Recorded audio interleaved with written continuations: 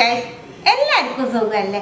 Pineapple കൊണ്ട് നമ്മൾ പല വെറൈറ്റി റെസിപ്പീസ് റെഡിയാക്കാറുണ്ട്. ഇനി പൈനാപ്പിൾ കിട്ടുമ്പോൾ ഇന്ന് നമ്മൾ ചെയ്യുന്ന രീതിയിൽ ഒന്ന് ട്രൈ ചെയ്ത് നോക്കൂട്ട.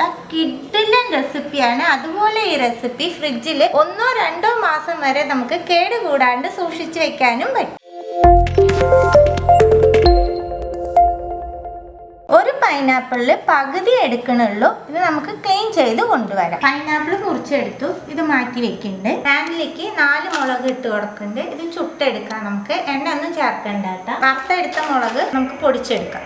പൊടിച്ചെടുത്ത മുളക് പ്ലേറ്റിലേക്ക് ചേർക്കുന്നുണ്ട്. അതേ ജാറിലേക്ക് 1/4 ടീസ്പൂൺ കുരുമുളക് ചതച്ചെടുത്തിട്ട് വരാം. ചതച്ചെടുത്ത കുരുമുളകിലേക്ക് ചെറിയ കഷ്ണം ഇഞ്ചി ചെറുതായിട്ട് മുറിച്ചത് ചേർക്കുന്നുണ്ട്. 6-7 വെളുത്തുള്ളിയും ചേർത്ത് ഇതൊന്ന് ചതച്ചെടുത്തിട്ട് വരാം. ചതച്ചെടുത്ത സാധനം മാറ്റി വെക്കാം. പാനിലേക്ക് 1 ടേബിൾ സ്പൂൺ ഓയിൽ ചേർക്കുന്നുണ്ട്.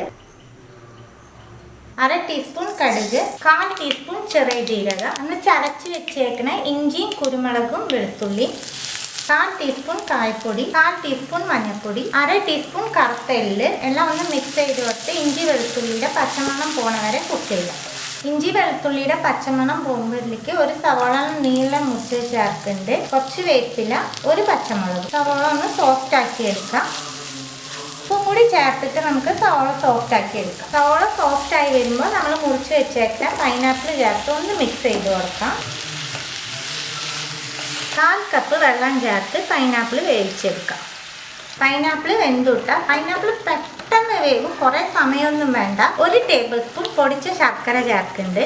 നമ്മൾ പൊടിച്ച് വെച്ചേക്കണം മുളക് ചേർക്കാം. എല്ലാം കൂടി ഒന്ന് മിക്സ് ചെയ്ത് 1 മിനിറ്റിൻ്റെ താഴെ ഒന്ന് കുക്ക് ചെയ്തെടുക്കാം. പൈനാപ്പിൾ റെസിപ്പി റെഡി ആയിട്ടാ. നല്ല ടേസ്റ്റ് ഉണ്ടാവും. ചോറിന് കൂട്ടി കഴിക്കാം. അതുപോലെ നമുക്ക് വെറുതെ സ്പൂണിൽ കോരി കഴിക്കാനും പറ്റും. ബിരിയാണിയുടെ കൂടെയൊക്കെ നല്ല ടേസ്റ്റുള്ള ഒരു റെസിപ്പിയാണ്. ഇനി പൈനാപ്പിൾ കിട്ടുമ്പോൾ ഇതുപോലെ ഒന്ന് ട്രൈ ചെയ്ത് നോക്കുക. ഉറപ്പായിട്ട് നിങ്ങൾക്ക് ഇഷ്ടമാവും. ട്രൈ ചെയ്ത് നിങ്ങളുടെ ഫീഡ്ബാക്കൊക്കെ അറിയിക്കുക. പുതിയൊരു റെസിപ്പി ആയിട്ട് അടുത്ത വീഡിയോ കാണാം. See you. Bye.